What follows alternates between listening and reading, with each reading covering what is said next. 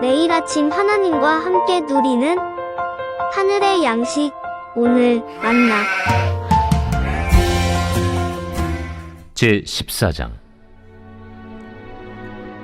이고니온에서 두 사도가 함께 유대인의 회당에 들어가 말하니 유대와 헬라의 허다한 무리가 믿더라.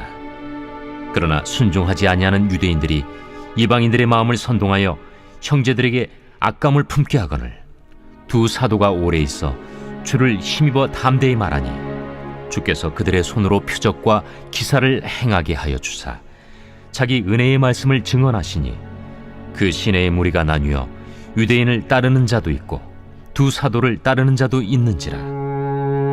이방인과 유대인과 그 관리들이 두 사도를 모욕하며 돌로 치려고 달려드니 그들이 알고 도망하여 루가오니아의 두 성 루스드라와 더베와 그 근방으로 가서 거기서 복음을 전하니라. 루스드라에 발을 쓰지 못하는 한 사람이 앉아 있는데 나면서 걷지 못하게 되어 걸어본 적이 없는 자라. 바울이 말하는 것을 듣거늘 바울이 주목하여 구원받을 만한 믿음이 그에게 있는 것을 보고 큰 소리로 내 발로 바로 일어서라. 그 사람이 일어나 걷는지라. 무리가 바울이 한 일을 보고 루가오니아 방언으로 소리질러 이르되 신들이 사람의 형상으로 우리 가운데 내려오셨다. 바나바는 제우스라 하고 바울은 그 중에 말하는 자이므로 헤르메스라 하더라. 시외 제우스 신당의 제사장이 소와 화환들을 가지고 대문 앞에 와서 무리와 함께 제사하고자 하니 두 사도 바나바와 바울이 듣고 옷을 찢고 무리 가운데 뛰어들어가서 소리질러 여러분이여, 어찌하여 이러한 일을 하느냐? 우리도 여러분과 같은 성경을 가진 사람이라. 여러분에게 복음을 전하는 것은 이런 헛된 일을 버리고 천지와 바다와 그 가운데 만물을 지으시고 살아계신 하나님께로 돌아오게 함이라.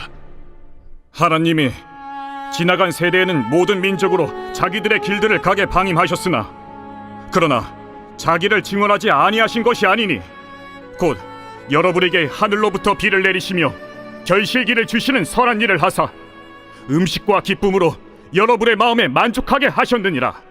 이렇게 말하여 겨우 무리를 말려 자기들에게 제사를 못하게 하니라. 오늘 본문은 바울과 바나바가 복음을 전하다가 박해를 받고 이고니온이라는 지역으로 도망가고 거기에서 또다시 복음을 증거하는 장면이 등장합니다.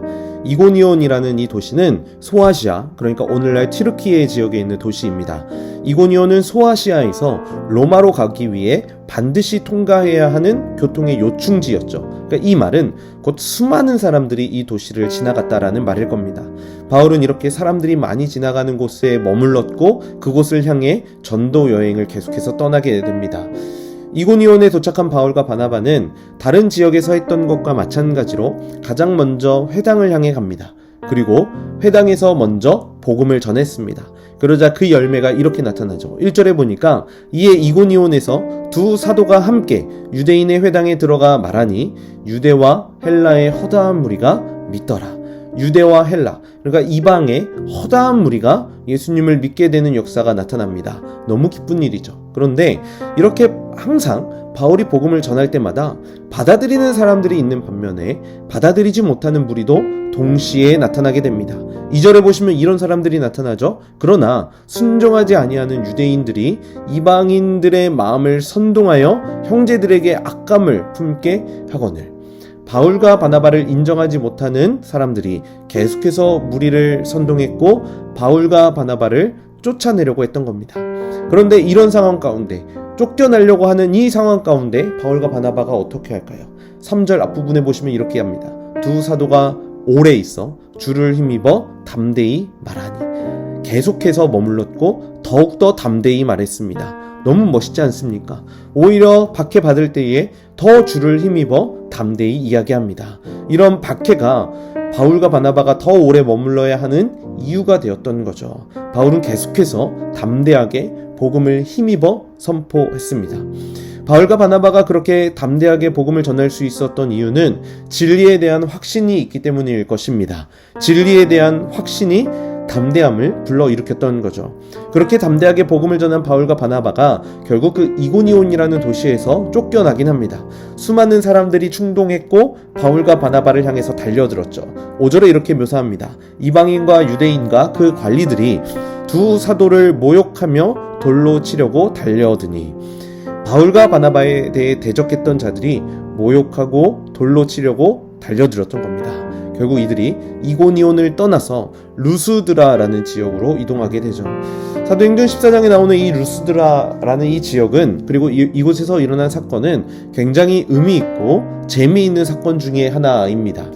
그리고 지금까지 바울이 겪었던 일과는 정반대의 반응이 이 루스드라 지역에서 나타나기도 했었죠.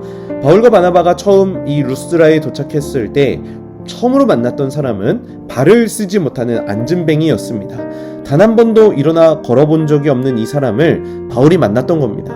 그리고 이야기를 나누던 중에 이 안진뱅이에게 구원받을 만한 믿음이 있는 것을 보게 되죠.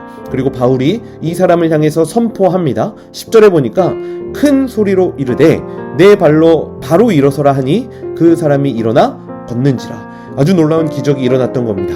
예수 그리스도의 능력이 바울을 통해서 나타났고 기적이 일어나게 되었던 거죠. 그리고 수많은 사람들이 안진뱅이가 일어나게 된 이 현장을 목격했습니다. 그리고 그 사람들은 이들이 기존에 믿고 있었던 신의 형상이 인간의 모습으로 임재한 것이라고 착각했습니다. 그래서 바나바를 향해서 제우스라고 불렀고, 말을 하고 있었던 바울을 향해서는 변호했던 그 신이었던 헤르메스라고 불렀습니다. 그리고 수많은 사람들이 바울과 바나바 앞으로 와서 제사를 드리려고 모여들었죠. 이런 반응은 그동안 바울과 바나바가 마주했던 반응들과는 정반대의 반응이었습니다. 어쩌면 바울과 바나바가 이들에게 복음을 효과적으로 전할 수 있는 기회일지도 모르겠습니다.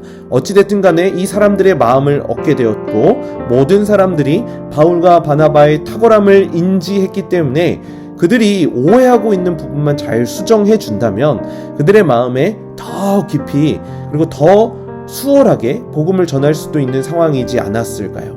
그런데 바울과 바나바는 이 복음보다 자신들이 더 주목받는 것에 대해서 극도로 경계했습니다. 바울과 바나바는 그 무리 가운데서 옷을 찢고 담대하게 소리 지르며 선포하죠. 그 말이 15절에 나옵니다.